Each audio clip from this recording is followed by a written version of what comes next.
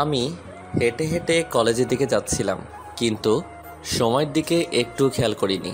ক্লাসের সামনে যেতেই বললাম, ম্যাম, আসতে পারি? হৃদয়, কয়টা বাজে দেখ তো। আমি ঘড়ির দিকে তাকাতেই চোখ সরিয়ে নিলাম, কেননা আজও আমি 20 মিনিট দেরি করে এসেছি। প্রতিদিনের মতো আজকেও বাংলা ক্লাস চলছে। সব ছাত্রছাত্রীর সামনে ক্লাসে কান ধরে দাঁড়িয়ে আছি আমি। 15 মিনিট ধরে কানে হাত দিয়ে আছি, আর ক্লাসের ম্যাডাম হাত নামাতেই বলছেন না। ম্যাডামের এমন আচরণ দেখে আমার কাঁদো কাঁদো মুখ, ভাষা নির্বাক, আর ক্লাসের সবাই আমাকে দেখে হাসাহাসি করছে। এমন সময় ক্লাসের ভিতর নীলা প্রবেশ করে কোনো রকম কথা না বলে আমার গালে ঠাস করে একটা থাপ্পড় বসিয়ে দিল। মেয়েটা হঠাৎ করে আমাকে থাপ্পড় মারাতে ক্লাসটা নিথর হয়ে গেছে। কেউ বিশ্বাস করতে পারছে না এ কী হলো ক্লাসে। ক্লাসের ম্যাডাম বলে উঠলেন, কি হয়েছে মা? তুমি এভাবে ক্লাসের ভেতর ঢুকে কোনো রকম কথা না বলে হৃদয়কে থাপ্পড় মারলে কেন? থাপ্পড় আমি সাধে মারিনি, যাকে মেরেছি তাকে জিজ্ঞেস করুন কেন মারছি। হৃদয়, তুমি এমন কি করছো যার কারণে এই মেয়েটা এমন ভাবে তোমাকে থাপ্পড় মারলো, তাও আবার একটা ক্লাসরুমে, ক্লাস চলাকালীন অবস্থায়? ম্যাডাম, আমি কিচ্ছু করিনি, বিশ্বাস করুন। আর জানি না আমাকে কেন এমনভাবে মারলো মেয়েটা। সব মিথ্যা কথা, সব। তুমি সব জানো। তুমি আমার বান্ধবীর সাথে এমনটা না করলেও পারতে। আমি আপনার বা বান্ধবী? কি বলছেন এসব? ন্যাকা, কিচ্ছু জানে না। ভাজা মাছটা উল্টে খেতে জানে না মনে হচ্ছে। আচ্ছা মা, আমাকে বলো তো কি হয়েছে? আমি তো এসবের কিচ্ছু বুঝতে পারছি না। এই ছেলেটা আমার বান্ধবীর সাথে প্রেম করে ওর সব কিছু কেড়ে নিয়ে এখন আমার বান্ধবীকে অনেক কিছু বলেছে, আর যার কারণে আমার বান্ধবী সুইসাইড করতে চেয়েছিল। আর এর সব কিছুর পেছনে শুধু এই ছেলে জড়িত। নীলার এমন কথা শুনে আমার মাথার উপর যেন আকাশ ভেঙে পড়ল। কি বলছে এই মেয়ে? আর কেই বা তার বান্ধবী? আর তার বান্ধবীর সাথে আমি বা কী করলাম? এসব কথা ভাবতে লাগলাম। আপনি এসব কি বলছেন? আমি আপনার বান্ধবীর সাথে কি করেছি কিছুই তো বুঝতে পারছি না। শুধু তাই না, আমার বান্ধবী এখন মা হতে চলেছে, আর সব কিছু করেছো শুধু তুমি তুমি তুমি। অনেক জোরে জোরে নীলা কথাগুলো বলল। ক্লাসের ম্যাডাম এমন কথা শুনে নিজের কানকে বিশ্বাস করতে পারছে না। তার ভাই অন্য একটা মেয়ের সাথে এমন বাজে কাজ করতে পারল। ক্লাসের ম্যাডামই হলেন আমার বড় বোন। এবার আমাকে আপু একটা কষে থাপ্পড় দিলেন গালে। আপু, আমি কিছু করি? চুপ, একদম চুপ। তোকে এতদিন এত কষ্ট করে মানুষ করলাম, আর তার প্রতিদান তুই এভাবে দিলে? তোকে আমার ভাই ভাবতেও লজ্জা লাগছে। ছি ছি ছি। আমি আপুর মুখে এমন কথা শুনে কেঁদেই দিলাম। এবার চোখ থেকে অঝরে জল ঝরছে। ক্লাসটা পুরাই স্তব্ধ হয়ে গেছে। সকল ছাত্রছাত্রীরা কিছুক্ষণ আগে আমাকে দেখে হাসছিল, আর এখন তারা সবাই স্তব্ধ। নীলার বান্ধবীর সাথে আমার রিলেশন হয়েছিল, আর এখন তার গর্ভে আমার সন্তান, তাও আবার অবৈধভাবে। নীলা এমন করুণ অবস্থা জেনে আর চুপ করে থাকতে পারিনি। তার বান্ধবী এসব কথা আমাকে বলাতে আমি মেনে নেইনি, আর তার কারণে নীলার বান্ধবী আত্মহত্যা করতে চেয়েছিল। তারপর ঘটল এক অন্যরকম ঘটনা। কিছু ছেলে এসে আমার শার্টের কলার চেপে ধরে ক্লাসের ভিতর থেকে বের করলো আর সোজা মাঠের মধ্যে নিয়ে গেল। এসব ঘটনা আপু নিজের চোখে দেখে কান্না শুরু করে দিল, কারণ মা বাবা মারা যাবার পর আমাকে অনেক আদর দিয়ে বড় করেছেন। আমি তার একমাত্র সম্বল, তাছাড়া আর কেউ নেই। অনেক কষ্ট করে আমাকে এত বড় করেছে। এদিকে আমার চারদিক অন্ধকার হতে লাগলো, কারণ এসব ঘটনার কিছুই বুঝতে পারছি না। কিছুক্ষণ পর একটা গাড়িতে করে কিছু লোক আসলো, হাতে লাঠি নিয়ে। মনে হচ্ছে আমাকে মারবে।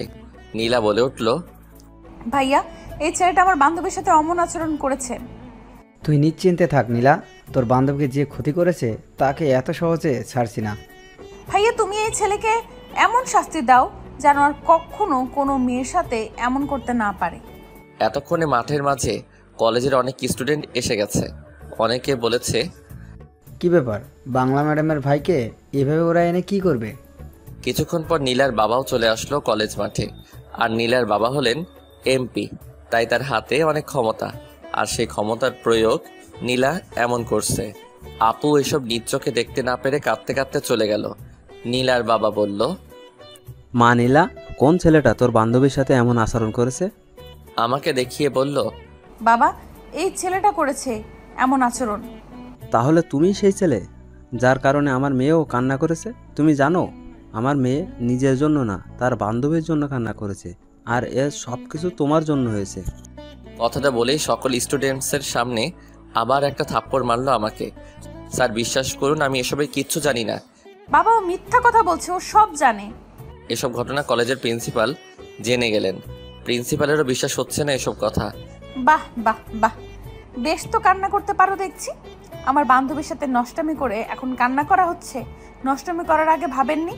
আমি নীলার কথা শুনে চুপ করে আছি, কোনো কথা বলছি না। কি হলো, কথা বলুন, চুপ করে আছেন কেন? আর কি বা বলবো তাকে, কারণ কথা বলার কোনো ভাষাই খুঁজে পাচ্ছি না। আমাকে পুরো কলেজের ছাত্রছাত্রীরা নানানভাবে ধিক্কার দিতে থাকলো। সবার এমন আচরণে আমার মনে হচ্ছে এর থেকে মৃত্যুই ভালো। সব ছেলেগুলো আমাকে মারতে এগিয়ে আসলো। লাঠি দিয়ে আঘাত করবে এমন সময় নীলার বান্ধবী নীরা, যার জন্য এত কিছু, সে চিৎকার করে বলল, নীলা, ওই ছেলেটা নয়, ওকে মেরো না। নীলার এমন কথা শুনে নীলা তার কানকে বিশ্বাস করতে পারছে না। এসব ভাবতেই নীলার গা শিহরে উঠছে। নীরা এসে বলল, নীলা, এসবের মানে কি? এই ছেলেটাকে? নীরা, তোর সাথে যে ছেলেটা চিট করেছিল সে এই ছেলেটা না? নীলা, তুই রং জায়গায় এসে পড়েছিস। এই ছেলেকে তো আমি চিনিই না। আর আমার সাথে যে ছেলে চিটিং করেছে সে তো এই ছেলে না। নীলার মুখে এমন কথা শুনে নীলা স্তব্ধ। কি বলবে ভাষা হারিয়ে ফেলেছে। নীলার চোখেও জল জমে গেছে। নীলা আমার কাছে গিয়ে বলল, সরি। 7 দিন পর প্রতিদিনের মতো আজকেও আমি ক্লাসে দাঁড়িয়ে আছি। এটা প্রতিদিনের রুটিন।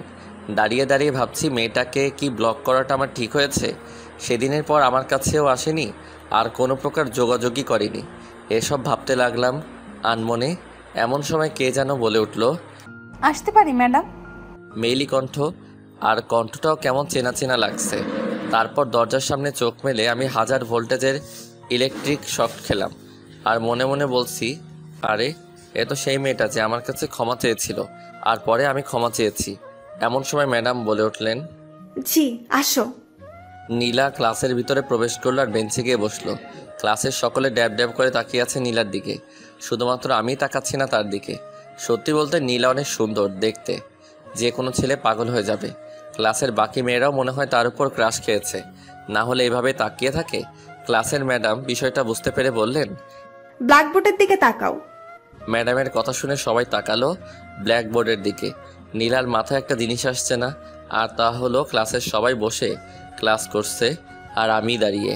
আর মনে মনে বলল, সেদিন ক্লাসে এসেও দেখছি দাঁড়িয়ে থাকতে, আর আজকেও দেখতেছি দাঁড়িয়ে থাকতে, ব্যাপারটা কি? পায়ে আবার কোনো সমস্যা নেই তো ছেলেটার? আরে না না, পায়ে সমস্যা হলে তো হাঁটতেই পারবে না, আর ও তো হাঁটতেও পারে, তাহলে কাহিনীটা কি? নীলা আমার দিকে বারবার আর চোখে তাকাচ্ছে, আর আমি সেটা লক্ষ্য করে অনেক লজ্জা বোধ করছি, কারণ দাঁড়িয়ে আছি দেখে। এদিকে ম্যাডাম ভাবছেন, কি ব্যাপার, হৃদয় তো প্রতিদিনে 30 মিনিট যাবার পর আমাকে বসার জন্য বলে, আর আজ 40 মিনিট হয়ে গেল তবুও বসছে না। তারপর ম্যাডাম আমাকে বসতে বলল, আর আমিও ভদ্র ছেলের মতো বসে পড়লাম। বলতে গেলে একরকম নিস্তব্ধতায় ক্লাস শেষ হলো, আর আমি তো একেবারেই পিন ড্রপ সাইলেন্ট হয়েছিলাম। ক্লাসরুম থেকে বের হয়ে আমি ম্যাডামের পিছু পিছু গেলাম, আর নীলা আমাকে ফলো করলো। আমি পিছন থেকে ডাক দিল, ম্যাডাম, অর্থাৎ আপুকে। আপু পিছন ফিরে বলল, কি হয়েছে? কিছু টাকা হবে? কেন, টাকা কি করবি? না না, মানে লাগতো। কারো প্রেমে পড়লি না তো আবার, যে এমন ভাবে এখানে টাকা চাচ্ছিস? প্রেমে পড়েছি তো। তা শুনি মেয়েটা কে? কে আবার?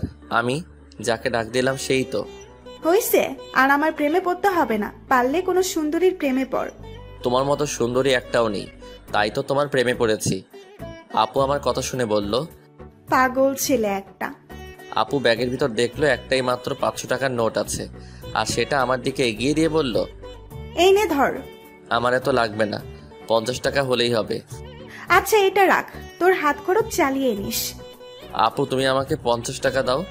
বলছিলাম যে আমার কাছে খুচরা নেই, তুই পুরোটাই রাখ তোর কাছে। আমি আপুর কথা শুনে আপুর হাত থেকে ব্যাগটা কেড়ে নিয়ে দেখলাম ব্যাগে আর কোনো টাকা নেই, এই নোটটাই ছিল শুধু, আর সেটাই এগিয়ে দিয়েছে। আপু তোমার কাছে তো টাকা নেই, আর তবুও তুমি শেষ টাকাটা আমায় দিয়ে দিতে চাইলা। আরে পাগল, তুই তো আমার সব কিছু, তোকে দিব না তো কাকে দিব বল? না আপু, আমি এ টাকা নিতে পারবো না। এই টাকা নিলে তুমি বাসায় যাওয়ার টাকা পাবে না, তার থেকে বরং আমি হেঁটে হেঁটে চলে যাচ্ছি। আরে শোন না আমার কথা। না আপু, আমি কিছু শুনতে চাই না। আমি আপুকে কথাটা বলে আপুর ব্যাগের টাকাটা রেখে চলে আসলাম। আপু পিছন থেকে ডাকছে, কিন্তু আপুর কথা না শুনে হেঁটে চলে আসলাম। এদিকে আমাদের সব কাণ্ড দেখে ফেললো নীলা, আর মনে মনে বলছে, আমি না জেনে খুব বড় ভুল করছি। হৃদয় যে ম্যাডামের ভাই আগে জানতাম না, আর এখন ম্যাডাম কি আমায় ক্ষমা করবে? নানান রকম প্রশ্ন নীলার মাথায়। নীলা দেখলো আমি চলে যাচ্ছি হেঁটে হেঁটে, তাই দৌড়ে আমার সামনে এসে দাঁড়ালো। এই শোনো, দেখুন, আপনি করে বললে খুশি হব। কি বলবেন তাড়াতাড়ি বলুন, আমার অনেকটা পথ যেতে হবে। বলছিলাম কি চলো না, তোমাকে আমি নামিয়ে দেই আমার গাড়িতে করে। সরি। কেন? লাগবে না আমাকে ড্রপ করতে। আমি ছোট খোকা না যে আমাকে ড্রপ করে দিতে হবে। সরুন সামনে থেকে আমার। কথাটা বলে আমি নীলার পাশ দিয়ে জোরে জোরে হাঁটা শুরু করে দিলাম। আমি রাস্তা দিয়ে হাঁটছি, এমন সময় পিপ পিপ পিপ পিপ পিছন থেকে গাড়ির হর্নের শব্দ শুনতে পাচ্ছি, আর রাস্তার পাশ দিয়ে গেলাম। আবার কিছুক্ষণ পর একইভাবে হর্ন বাজলো। এবার আমি ভাবলাম কি ব্যাপার, আমি তো সাইড দিলাম, তবুও এমনভাবে হর্ন বাজায় কেন? আমি পিছন ফিরে তাকিয়ে দেখলাম আর চমকে উঠলাম, কারণ সে আর কেউ নয়, নীলাই। পিছন থেকে বারবার হর্ন বাজিয়ে আমাকে বিরক্ত করছে। আমি রাগে কটমট করে নীলাকে দেখলাম, কিন্তু কিছু বললাম না। এবার আমি হাঁটার বদলে জোরে দিলাম দৌড়ানি নীলার ভয়ে। কিন্তু কথায় আছে না, যেখানে বাঘের ভয় সেখানেই সন্ধ্যা হয়। নীলাও গাড়ি চালানোর স্পিড বাড়িয়ে দিল, আর আমার পিছু পিছু ছুটলো এবং নন স্টপ হর্ন বাজিয়ে যাচ্ছে। আর তার হর্নের শব্দে রাস্তার পাশের লোকও কানে আঙুল দিয়ে রইল। আমি খুব জোরে দৌড়াচ্ছি, আর নীলা আমার পিছু পিছু আসছে। এবার আমি একটু থামলাম আর জোরে জোরে হাঁপাতে লাগলাম বুকে হাত দিয়ে। আর হাঁপাবই না কেন, কারণ যে জোরে দৌড়ানি দিছে। আমি থামার পর নীলাও গাড়ি স্টপ করলো। আমি খুব রেগে গেলাম নীলার উপর, আর নীলার কাছে গিয়ে বললাম, এই যে ম্যাডাম, কী সমস্যা আপনার? তখন থেকে পিপ পিপ পিপ দিয়েই যাচ্ছেন, তাও আবার নন স্টপভাবে। আমার গাড়ি আমি পি পি পি আমি বাজাইতেই পারি, তাতে তোমার কি? আচ্ছা, আপনি কি চাচ্ছেন বলুন তো? লিফট? আমি কাউকে কিছু দিতে পারবো না, সরি। আরে আমি নিব না, আমি আপনাকে লিফট দেব, আর না হলে পিপি বাজাতেই থাকবো। কিন্তু আমি কারো কাছ থেকে লিফট নিতে পারবো না। তারপর আশেপাশের কিছু লোক ডাকলাম আর ঘটনা খুলে বললাম। লোকগুলো যখনই নীলাকে দেখলো আর সবাই পালিয়ে গেল। আমি এর কিছুই বুঝতে পারলাম না। আবার হাঁটা শুরু করলাম, আর নীলা ঠিক একইভাবে তার কাজ চালিয়ে যাচ্ছে। এবার আমি আর সহ্য করতে না পেরে কানের ভিতর 2 আঙ্গুল দিয়ে আবার দিলাম দৌড়, আর দৌড়াতে দৌড়াতে বাসায় এসে পৌঁছলাম। বাসায় গিয়ে সোজা ধপ করে বিছানায় পড়ে গেলাম আর বলতে লাগলাম, বাপরে বাপ, এই মেয়ে না গন্ডি রে বাবা, কেউ এমন করে নাকি? এই কাজ আমি করলে ইফটিজিংয়ের নাম করে 1 কোটি কেস বানানো হতো, অথচ কেউ কিছু না বলে পালিয়ে গেল। রাতের খাওয়া শেষ করে আমি শুয়ে শুয়ে আজ রাস্তায় যা ঘটে গেল তা ভাবছি আনমনে। অমনি ধপাস করে একটা শব্দ হলো ঘরের ভিতর। আমি লাফ দিয়ে বিছানা থেকে উঠে পড়লাম, আর একজনকে দেখে আউ করে চিৎকার করে দিলাম। আমার চিৎকার শুনে আপু দৌড়ে ঘরে দরজার কাছে এলো, আর একটি চিৎকার দিবে এমন সময় নীলা এসে আমার মুখ চেপে ধরল। খবরদার চিৎকার দিবে তো তোমাকে ফাঁসিয়ে দেব, আর বলবো তুমি আমাকে জোর করে এত রাতে তোমার ঘরে নিয়ে আসছো। আমার মুখ চেপে ধরে আছে নীলা, আর আপু ঘরের বাইরে থেকে আমাকে ডাক দিচ্ছে, কিন্তু আমি কোনো কথা বলতে পারছি না। আমি তোমার মুখ থেকে হাত সরিয়ে নিচ্ছি। তোমার আপুকে বলবা ঘরে কিচ্ছু হয়নি, বলবা খারাপ স্বপ্ন দেখেছি। যদি উল্টাপাল্টা কিছু বলো তাহলে খবর আছে। নীলার এমন কথা শুনে কি করব বুঝতে পারলাম না। তারপর বললাম, আপু কিচ্ছু হয়নি আমি ঠিক আছি। খারাপ স্বপ্ন দেখেছিলাম তো, তাই এমন চিৎকার দিছি। আমি কথাগুলো ঘরের ভিতর থেকে বললাম। ভাই, তুই একটু দরজাটা খোল প্লিজ। আমি একটিবার তোকে দেখেই চলে যাব। আমার কেমন জানি লাগছে হৃদয়, প্লিজ খোল না বাবা দরজাটা একটু। নীলা মনে মনে ভাবলো, যদি হৃদয়ের বোন ঘরে এসে পড়ে তাহলে তো সর্বনাশ হয়ে যাবে, আর আমি ধরা পড়ে যাব। না, যে করেই হোক সামলাতে হবে। ওই খবরদার যদি দরজা খুলছো তাহলে মজা কাকে বলে বুঝিয়ে দেব। প্লিজ আপনি আমার ঘর থেকে চলে যান, আমি ঘরের দরজা খুলে আপুর কাছে যাব। এই তুমি কি ছোট খোকা নাকি যে আপুর কাছে থাকতে হবে? যা বলছি করবি নাকি আমি কিছু করব? এইদিকে আমি ঘরের বাইরে থেকে ভাবছি, কি হলো এখনো ঘরের দরজা খুলছে না কেন? কি হয়েছে ঘরে? হৃদয়, ওই হৃদয় ভাই, দরজাটা তো খোল। আমার ভালো লাগছে না, তোকে একটু দেখবো আর চলে যাব। কার সাথে ফিস ফিস করে কথা বলছিস? আমি মনে মনে বলছি, এবার বুঝি ধরা খাই। না আপু, কই কারোর সাথে কথা বলছি না তো। আমি একাই আছি ঘরের মধ্যে, আর কেউ নাই। কেউ নাই? তাহলে তোর দরজা খুলতে কি সমস্যা? দরজা খুলবি নাকি দরজা ভেঙে ফেলবো? আমি ভাবছি, এই রে এবার আমি শেষ। আপু তো রেগে গেছে, এখন কি করি? এই মেয়ে, তোমার জন্য আজ আমার এই অবস্থা। কেন আসতে গেলে আমার ঘরে এত রাতে? বারে আসবো না কেন? আমাকে এতদিন ধরে ঘোরাচ্ছ কেন? আমি কি করলাম আপনার সাথে? প্লিজ আপনি চলে যান, নয়তো কোথাও লুকিয়ে থাকুন। আপু যে পরিমাণ রেগে গেছে তাতে দরজা খুলতেই হবে। আমি কোথাও লুকাতে পারবো না, দরকার হলে তুমি লুকাবে। প্লিজ আপনি আমার সাথে এমন করবেন না। আপনাকে হাত জোর করে বলছি আপনি চলে যান। না, আমি যাব না এখান থেকে। অনেকটা জেদ নিয়ে বলল নীলা। আপু আবার বলে উঠলেন, হৃদয়, কি হলো? দরজাটা খুলছিস না কেন? আপনি প্লিজ কোথাও লুকান, না হলে আমি শেষ হয়ে যাব আজ। আমি অনেক অনুরোধ করে বলছি নীলাকে। এবার নীলা আমার কথা মতো খাটের নিচে লুকিয়ে পড়ল, আর আমি গিয়ে ঘরের দরজা খুলে দিলাম। আপু ঘরের ভিতর প্রবেশ করলো। কিরে, এতক্ষণ লাগে তোর ঘরের দরজা খুলতে? কার সাথে এমন ফিস ফিস করে কথা বললি? না না না, কই কারোর সাথে না, আমি তো একা একা কথা বললাম। আর কি, তুমি দেখো কেউ নেই ঘরে। কিরে, তোর কি হয়েছে? কি তুই তো কখনো তুতলাস না, আজ এমন কি হলো যে তুতলাচ্ছিস? না আপু, আমার কিছু হয়নি, তুমি যাও তো, আমি ঘুমাবো। ভাই বোনের সব কথা আমি খাটের তলা থেকে শুনছি আর মুচকি মুচকি হাসছি। তোর ঘরে কেউ একজন আছে, আমি একটু খুঁজে দেখি। আপু কেউ নেই আমার ঘরে, বিশ্বাস করো। আমি খুঁজলে তোর কোনো সমস্যা? না মানে আমার আবার কি সমস্যা? আচ্ছা, খাটের নিচে দেখি তো কাউকে পাই কিনা। বোনের মুখে এমন কথা শুনে আমার হার্ট অ্যাটাক করার মতো অবস্থা। আর এদিকে নীলাও মনে মনে বলছে, আজ আমিও গেলাম। আমি ভাবছি এখন যদি আপু নীলাকে দেখে ফেলে তাহলে তো আমাকে, শালা নীলাটাও আর আসার সময় পেল না, রাতের মধ্যে আসতে হলো। না না আপু, খাটের নিচে কেউ নেই তো। কেউ নেই? তাহলে আমি দেখলে কি সমস্যা তোর? না না, সমস্যা নেই তো, বলছিলাম কি তুমি যাও, আমি ঘুমাবো। কোনো ঘুমাঘুমি নেই, আজ ভাই বোন সারা রাত গল্প করব। কি? হ্যাঁ গল্প। আচ্ছা সর, আগে খুঁজে দেখি কে আসছিল তোর ঘরে। আপু আমার কোনো রকম কথা না শুনে খাটের নিচে লাইট মেরে দেখতে লাগলো, আর আমি করে একটা বড় চিৎকার দিলাম। আর আপু খাটের নিচে দেখলো। এত রাতে এমন রাক্ষসের মতো চিল্লাচ্ছিস কেন? খুশিতে চিল্লাচ্ছি, আপুর খুশিতে। হয়েছে হয়েছে, আর ঢং করতে হবে না, অনেক রাত হয়েছে, এখন লক্ষ্মীর ছেলের মতো ঘুমিয়ে পড়। আপু খাটের নিচে কেউ নেই? না, কেউ নেই, এখন ঘুমিয়ে পড়। সত্যি কেউ নেই? সত্যিই কেউ নেই। কথাটা বলেই চলে গেল আপু ঘর থেকে, আর সাথে সাথে আমি ঘরের দরজা বন্ধ করে দিলাম। আর ভাবছি কি ব্যাপার, নীলা গেল কোথায়? খাটের নিচেই তো ছিল। আমি এবার খাটের নিচে তাকিয়ে দেখলাম ঠিকই তো, নীলা নেই খাটের নিচে। তাহলে গেলটা কোথায়? আমি ভাবছি ভূত নয় তো আবার। ও আপু তুমি গেলা কেন? আমার বড্ড ভয় করছে। আমি খাটের নিচে তাকিয়ে আছি, এমন সময় নীলা আমার পিঠে টোকা দিল, আর আমি ভাবলাম ভূত, তাই আবার চিৎকার দেওয়ার আগে আমার মুখ আবার চেপে ধরে বিছানায় ধপাস করে পড়ে গেলাম। আমি আর নীলা আমার বুকের উপর পড়ে আছে, আর আমি অপলক নয়নে তাকিয়ে আছি নীলার চোখের দিকে, চোখ এক বিন্দু সরাচ্ছি না। এই যে হ্যালো, এমন করে কি দেখছো? নীলার কথা শুনে আমার ঘোর কেটে গেল, আর নীলাকে সরিয়ে দিয়ে বিছানা থেকে নেমে গেলাম। কই কিছু না তো, কি আবার দেখবো? আপনি প্লিজ আমার ঘর থেকে চলে যান, নয়তো আপু আসলে আর রক্ষা হবে না। চলে যেতে পারি একটা শর্তে। আমার অপরাধগুলো তোমাকে ক্ষমা করে দিতে হবে। আচ্ছা ঠিক আছে, দিলাম, এবার প্লিজ যান। না, এভাবে বললে হবে না, তোমাকে বলতে হবে নীলা তুমি খুব ভালো একটা মেয়ে, তোমার সমস্ত অপরাধ আমি ক্ষমা করে দিলাম। আমি ভাবছি এখন নীলার কথা মেনে নেওয়া ছাড়া আর কোনো রাস্তা নেই, তাই বাধ্য হয়ে বললাম, নীলা তুমি খুব ভালো, খুব মিষ্টি, তোমার সব কিছু অপরাধ ক্ষমা করে দিলাম। এই তো, গুড বয়। এবার প্লিজ যান। আচ্ছা আচ্ছা, যাচ্ছি। তারপর নীলা আমার ঘর থেকে চলে গেল মুচকি মুচকি হাসতে হাসতে, আর আমি একটা হাত ছাড়লাম আর বলছি, যাক বাবা বাঁচলাম, ভাগ্য ভালো আপু দেখে নাই, যদি দেখতো না জানি কি বলতো আমাকে। এদিকে রাতে ঘুমাতে পারছি না, শুধু নীলার মুখটা চোখের সামনে ভেসে আসছে। নীলাকে ভাবতে ভাবতে একসময় ঘুমিয়ে পড়লাম। হঠাৎ করে দরজায় ঠক ঠক কেউ শব্দ করছে, আমি খুব বিরক্ত হয়ে গেলাম, আর বিছানা থেকে উঠে দরজা খুলতে গেলাম। দরজা খোলা মাত্রই দেখতে পেলাম নীলা মুচকি মুচকি হাসছে।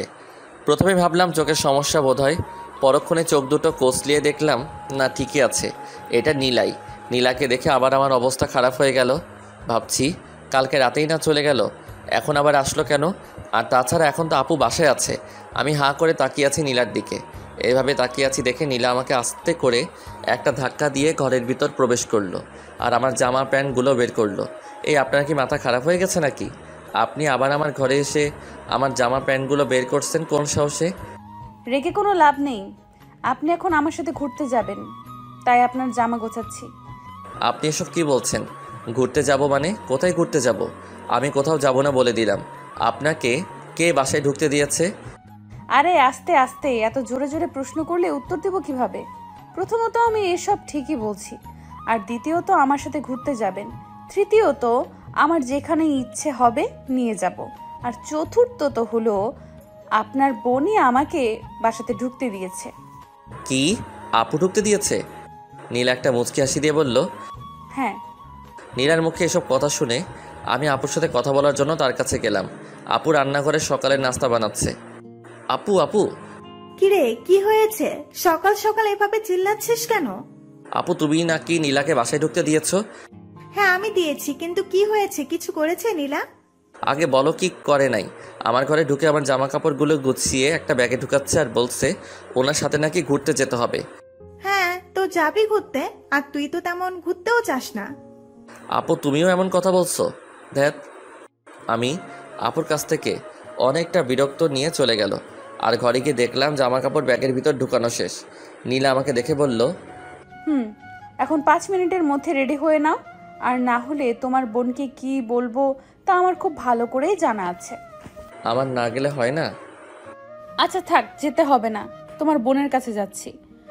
এই না না না, আপুর কাছে যেতে হবে না, আমি রাজি। তাহলে এখনো এখানে কেন? কি করব? যাও রেডি হয়ে আসো। তারপর আমি আর কোনো কিছু না বলে রেডি হয়ে আসলাম। একসাথে নাস্তা করে বেরিয়ে পড়লাম আমরা। নীলা তার বাবার দামি গাড়ি নিয়ে এসেছে। নীলা নিজেই গাড়ি ড্রাইভ করছে, আর আমি তার পাশে সিটে বসে আছি।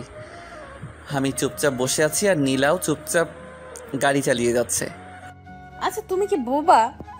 কেন বলুন তো? এই যে আমি গাড়ি চালাচ্ছি আর তুমি চুপ করে আছো। আমার কিছু বলার ছিল। ও না, আর বলবো না। আমরা প্রায় একরকম নিস্তব্ধতায় কাটিয়ে দিলাম পুরো পথ, আর একটা বিশাল বড় বাড়িতে এসে থামালো গাড়ি। বাড়িটা অনেক সুন্দর আর সাজানো। সাধারণত বিয়ে হলে এমন করে সাজানো হয়, আলোকসজ্জায় সজ্জিত পুরো বাড়ি। এটা তো বাড়ি, এখানে আনলেন কেন? এই বাড়িতে আমরা বিয়ে করব তাই। কি? আমি পারবো না বিয়ে করতে, প্লিজ আমাকে ছেড়ে দিন। ওই চুপ, আর একটা কথা বললে মুখে টেপ লাগিয়ে দেব। আমি যা বলবো ঠিক তাই করবে, না হলে বুঝবা। আমি আর কোনো কথা না বলে নীলার পিছু পিছু গেলাম, আর বাড়ির ভিতর ঢুকতেই আমি দেখতে পেলাম একটা মেয়ে বেরিয়ে আসলো। আর সেই মেয়ে প্রিয়াকে দেখে আমার মাথা চক্কর দিয়ে উঠল। আর ভাবছি এখন প্রিয়ার সাথে আমার বিয়ে দিবে না তো আবার। প্রিয়া দৌড়ে এসে নীলাকে জড়িয়ে ধরল। আহ, কি যে খুশি দুই বান্ধবী তা বলার মতো না। আর সেটা আমি দেখে রাগে ফুলছি।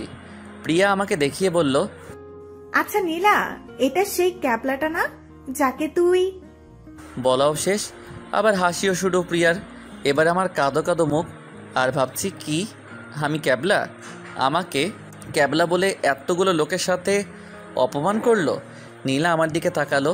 নীলার আর বুঝতে বাকি রইল না যে আমার ভালো লাগছে না, তাই তার বান্ধবীকে বলল, কিরে, এখানেই দাঁড় করিয়ে রাখবি না ভেতরে ঢুকাবি? তারপর আমি আর নীলা দুইটা ঘরে প্রবেশ করলাম। আর আমি ঘরে শুয়ে শুয়ে ভাবছি, আমি কি সত্যিই ক্যাবলা? পরের দিন ঘুম থেকে উঠে দেখি বাড়িতে আত্মীয় স্বজন অনেক, আর সবাই হাসি খুশি। আমার মনে একটাই চিন্তা, আমার সাথে কারো বিয়ে দিবে না তো? অবশেষে জমকালো বিয়ের অনুষ্ঠান আরম্ভ হলো। কনে আর বরকে দেখে আমি হাঁপ ছেড়ে দিলাম। আজ নীলা শাড়ি পরেছে, হাতে চুড়ি, ঠোঁটে লিপস্টিক, হালকা মেকআপ, চোখে কাজল, সব মিলিয়ে পুরো ফাটাফাটি লাগছে নীলাকে। আর পায়ে নুপুরে পড়েছে, আর তার শব্দে আমার মনের মাঝে ঝনঝন করছে। আমি নীলাকে বারবার আর চোখে দেখছি। বিয়েবাড়িতে যখনই নীলা আমার দিকে তাকায় তখনই আমি কিছুটা ভ্যাবাচেকা খেয়ে চোখ সরিয়ে নিই, আর তা দেখে নীলা মুচকি মুচকি হাসে। আমি এমনিতে কোনো মেয়ের দিকে তাকাই না, কিন্তু আজ যে কী হয়েছে বারবার শুধু নীলার দিকে তাকাচ্ছি। নীলা ওখান থেকে সরে গেল, আর আমি এদিক ওদিক খুঁজতে লাগলাম। মনে মনে বলছি, কী ব্যাপার, নীলা গেলটা কোথায়? এখানেই তো ছিল। এখন পুরো বিয়েবাড়ি খুঁজেও পাচ্ছি না। হঠাৎ আমি বুঝতে পারলাম কেউ পিছন থেকে আমার শার্টের কলার চেপে ধরে টেনে নিয়ে যাচ্ছে, আর একটি ঘরের ভিতর আমাকে নিয়ে গিয়ে ওয়ালের সাথে চেপে ধরলো। আমি দেখলাম এ আর কেউ নয়, নীলা। আহ, কি চোখ!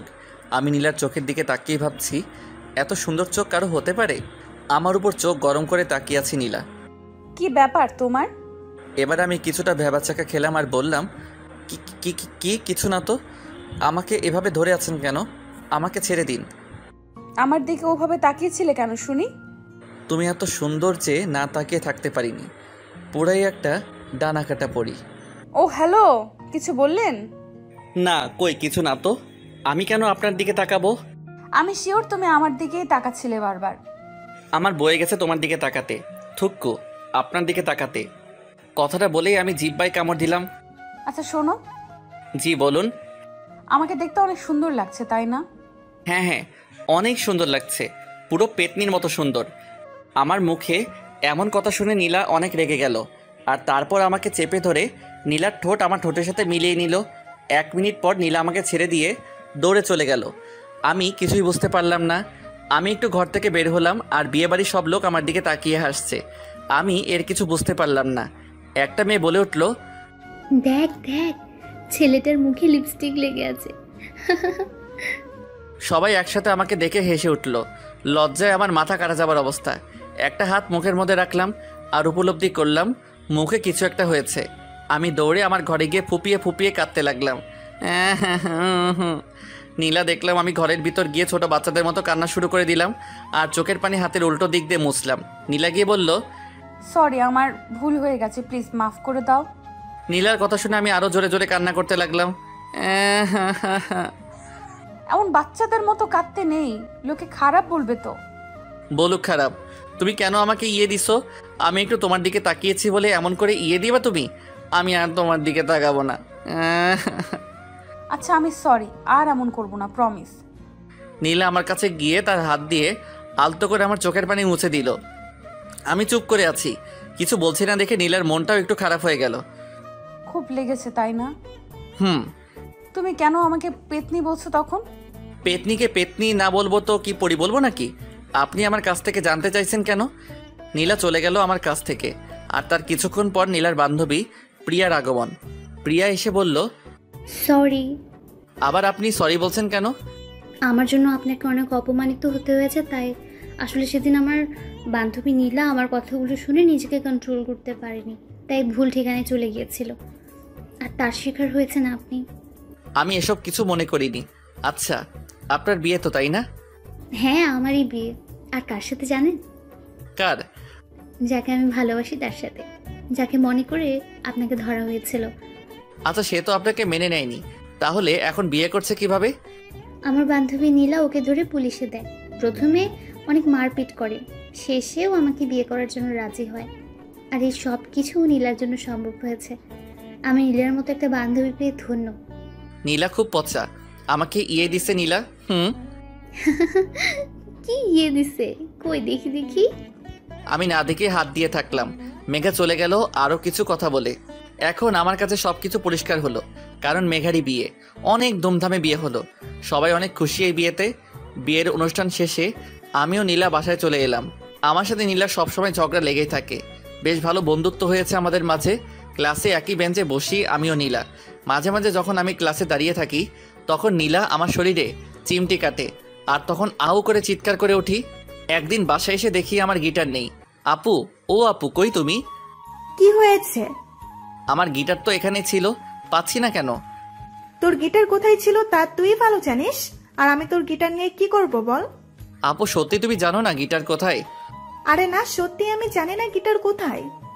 বোনের কথা শুনে আমার মনটা খুব খারাপ হয়ে গেল গিটারের জন্য, কারণ মাঝে মাঝে এই গিটারই মন ভালো করে দেয়। আমি ভাবছি এই কাজ একমাত্র নীলার দ্বারাই সম্ভব, আর এই কাজ নীলাই করেছে। তাই আর এক মুহূর্ত দেরি না করে নীলার বাসায় চলে গেলাম। এখন নীলার বাসার সবার সাথে ভালো একটা রিলেশন গড়ে উঠেছে। আমি নীলার ঘরে ঢুকে দেখি নীলা মাথার চুল আঁচড়াচ্ছে, আর তা দেখে আমি পিছন থেকে চুলের মুঠিটা ধরে ফেললাম। নীলা চিৎকার করছে, কিন্তু আমি ছাড়ছি না। হৃদয় আমার লাগছে, চুল ছাড়ো। আগে বলো আমার গিটার কোথায়? তোমার গিটার কোথায় আমি কিভাবে জানবো? আমার চুল ছাড়ো বলছি, লাগছে আমার। তুমি গিটার না দিলে আমি কখনোই চুল ছাড়বো না। নীলার চুল টেনে ধরার কারণে অনেক লাগছে নীলার। আমি কিছুতেই ছাড়ছি না চুল। নীলা একটা ধাক্কা মেরে আমাকে ফেলে দিল, আর আমি বিছানায় পড়ে গেলাম। নীলা বলল, ফাজলামির একটা সীমা আছে। তোমার গিটার আমি নেই নাই, আর একবার যদি গিটারের কথা বলো তাহলে মোটেও ভালো হবে না, কিন্তু বলে দিলাম। মহারানীর রাগ উঠল দেখছি, চোর কোথাকার। চুপ, একদম চুপ, বেয়াদ্দপ ছেলে। আমি রাখবো কি রাখবো না সেটা আমার ব্যাপার, এখানে তোর কথা বলার কি আছে? নীলা, এসব কি বলছো? হ্যাঁ, আমি ঠিকই বলছি। আর একটা কথা, আমার সামনে তুমি আর কখনো আসবে না। তোমার পেঁচা মার্কা মুখ আমি আর দেখতে চাই না। তোমাকে আমি অনেক ভালো ভেবেছিলাম, কিন্তু তুমি অনেক নীচ, অনেক বাজে, আর কখনো তোমার মুখ আমাকে দেখাবে না। নীলা আমাকে এভাবে আরও অনেক কথা শোনালো, আর এসব শুনে আমি প্রায় কেঁদেই দিচ্ছিলাম। আমি ভাবছি নীলা কি বলে এসব, আমি তো কখনো খারাপ কিছু করিনি, কোনো খারাপ ব্যবহারও করিনি, তাহলে আমাকে এসব বলছে কেন? আমি নীলাকে বললাম, নীলা অনেক হলো, আর মজা নিও না তো, চলো আজ ঘুরতে যাব। Just shut up.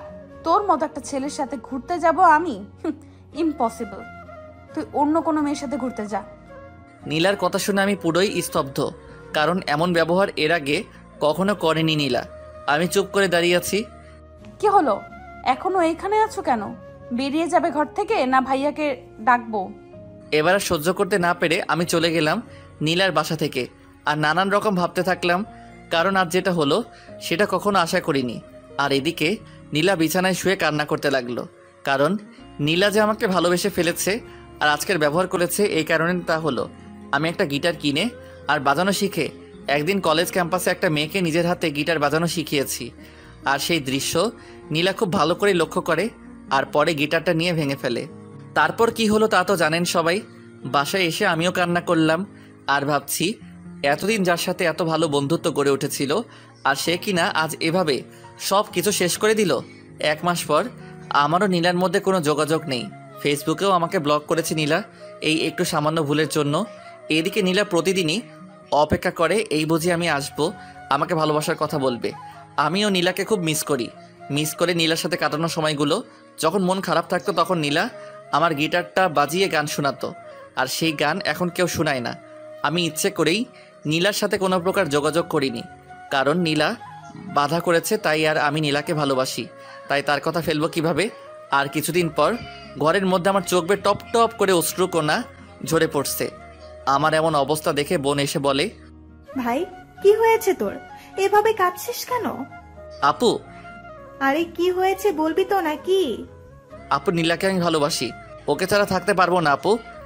আমার মুখে আজ এই প্রথম আপু শুনলো আমি কোনো মেয়েকে ভালোবাসি, আর সেই মেয়েটা নীলা। একটু মুচকি হাসি দিয়ে বলল, আরে পাগল ছেলে, ভালোবাসিস তো ভালো কথা, কিন্তু আমাকে এই কথা না বলে সেই মেয়েটাকে বললেই তো হয়। আপু ও আমাকে ওর কাছে যেতে বারণ করেছে, আর আরে কি বল? আর নীলার বিয়ে আজকেই। ওই চুপ, কাঁদবি না একদম, ছোট বাচ্চাদের মতো কাঁদে। আপু আমি তোমার কাছে নীলাকে চাচ্ছি, ওকে এনে দাও আপু। ওকে আজ 2 মাস থেকে দেখিনি, আর ফোনে ওর কিছু ছবি ছিল, ও সেগুলো ডিলিট করেছে। উফ, কান্নাটা থামাবি তুই? কেমন ছেলে তুই, ভালোবাসার কথা বলতে পারিস না, আর আমাকে বলা হচ্ছে আপুকে এনে দাও না। হ্যাঁ, মামার বাড়ির আবদার। নীলার বিয়ে যার সাথে হচ্ছে সেই ছেলেটা কি কোথায় থাকে আর কি করে? জানি না, আমি কিছু জানি না। আপু ভাবছে যে করে হোক বিয়ে আটকাতে হবে, তাই আর দেরি না করে সোজা নীলার বাসায় গেল আপু। গিয়ে দেখলো নীলা লাল বেনারসি পরে বসে আছে, অনেক লোকজন এসেছে বিয়েতে। নীলা আপুকে দেখে একটু অবাক হলো। আপু আর দেরি না করে বিয়ে বাড়িতে থাকা সকল লোকের সামনে নীলাকে বলল, নীলা, তুমি জানো আমার ভাইটা আজ অব্দি কিচ্ছু চায়নি, কিন্তু আজ চেয়েছে। আর সেটা কি জানো? সেটা হলো তুমি। আমার ভাইটা তোমাকে অনেক ভালোবাসে, তাই তোমার কথা পালন করেছে, তোমার সাথে দেখাও করেনি, প্রতি রাত কেঁদেছে তোমার জন্য। নীলা নিজে কানে এসব শুনে বিশ্বাস করতে পারছে না। নীলার চোখ থেকে পানি পড়ছে, কিছু বলার ভাষা নেই। তারপর লক্ষ্য করলো আমি চলে এসেছি। নীলার সামনে দাঁড়িয়ে আছি, কেউ কিছু কথা বলছে না। যার সাথে নীলার বিয়ে হওয়ার কথা ছিল সেও অবাক কথা শুনে। নীলা দৌড়ে গিয়ে আমার বুকে ঝাঁপিয়ে পড়লো আর কাঁদতে লাগলো। আমাকে ভালোবাসো, আগে বলনি কেন? ভেবেছিলাম তুমি আমাকে ভালোবাসো, তাই তুমিই বলবে। গাধা, মেয়েরা ভালোবাসার কথা বলে না, ছেলেদেরই বলতে হয়। তারপর কিছু বাংলা সিনেমার মতো আমার আর নীলার বিয়ে হলো। সবাই অনেক খুশি, আর সব থেকে বেশি খুশি নীলা, কারণ সে তার ভালোবাসার মানুষটিকে পেয়েছে। বাসরাতে বসে আছে নীলা। আমি যাওয়া মাত্রই, খবরদার আমার কাছে আসবে না। কেন? তুমি আমাকে অনেক কষ্ট দিছো তাই, আর আমার কাছে আসতে গেলে 1000 বার কান ধরে উদ্বাস করতে হবে। এই নীলা, আমি পারবো না, প্লিজ ক্ষমা করে দাও। কোনো ক্ষমা নেই, কথা বাড়ালে 2000 বার করতে হবে। কিন্তু না না, কোনো কিনতে হবে না, যা বলছি তাই করতে হবে। কিছু উপায় খুঁজে না পেয়ে কান ধরে উঠবস করতে লাগলাম। আর নীলা গুনতেছে 100 পার হওয়ার পর মাথা ঘুরে ধপ করে পড়ে গেলাম আমি নীলার কোলে, আর নীলা আমাকে বিছানায় শুয়ে দেয়। নীলা ভাবতে পারিনি আমি এভাবে পড়ে যাব। অনেক ডাকাডাকি করছি, কিন্তু হৃদয় চোখ খুলছে না। সে উঠছে না দেখে আমি শেষ অবধি কেঁদে দিলাম আর বললাম, এই উঠছো না কেন? প্লিজ ওঠো, আর কখনো বলবো না কান ধরতে। সে নিশ্চুপ। এবার আমি দৌড়ে গ্লাসে করে পানি এনে তার মুখে ছিটিয়ে দিলাম, কিন্তু তারপরও জ্ঞান ফিরল না। আমি এসব দেখে কি করব বুঝতে পারছি না। বেশ কিছুদিন পর হৃদয় চোখ খুলল, আর আমি তা দেখে অনেক খুশি, কিন্তু চোখে পানি ছলছল করছে। নীলা, তুমি কাঁদছো কেন? প্লিজ আমাকে মাফ করে দিও বাবু, আমি আর এমন করব না কখনো। আরে তোমার আবার কি করলে? আমি তোমাকে আজকের মতো একটা রাতে অমন কান ধরাইছি তাই, আর তুমি কান ধরে উদ্বোস করার সময় জ্ঞান হারিয়েছিলে। আরে আমি তো এমনি জ্ঞান হারানোর অভিনয় করেছিলাম। আমি জানতাম না তুমি এমনভাবে কাঁদবে। আমায় খুব ভালোবাসো তাই না? মানে কি? তার মানে তুমি এতক্ষণ ধরে আমার সাথে অভিনয় করলা? আমি তোমায় কচু ভালোবাসি, কচু কচু কচু, 1 কচু 2 কচু 3 কচু। ও আচ্ছা তাই, তাহলে থাকো, আমি গেলাম। তোমারে আজকে মেরেই ফেলবো শয়তান। আমার সাথে ফাজলামি করো বাসর রাতে, তাই না? কথাটা বলেই নীলা কিল ঘুষি মারতে থাকলো আমার গায়ে নন স্টপলি। আর আমি কিছু উপায় না পেয়ে শক্ত করে জড়িয়ে ধরলাম নীলাকে। আমাকে ছেড়ে দাও। কেন? তোমাকে আরো কিল খুশি মারবো তাই। আমি তো ছাড়ছি না তোমায়। ছেড়ে দিবা নাকি আপুকে চিৎকার করে ডাকবো? আচ্ছা ডাকো দেখি, গলায় কত জোর তোমার। নীলা ডাকতে যাবে এমন সময় আমি নীলাকে ইয়ে দেই, আর নীলা আমাকে না বেড়ে জড়িয়ে ধরে তলিয়ে যায় ভালোবাসার অতল সাগরে। চলতে থাকুক আমাদের ভালোবাসা। ধন্যবাদ সবাইকে আমাদের পাশে থাকার জন্য।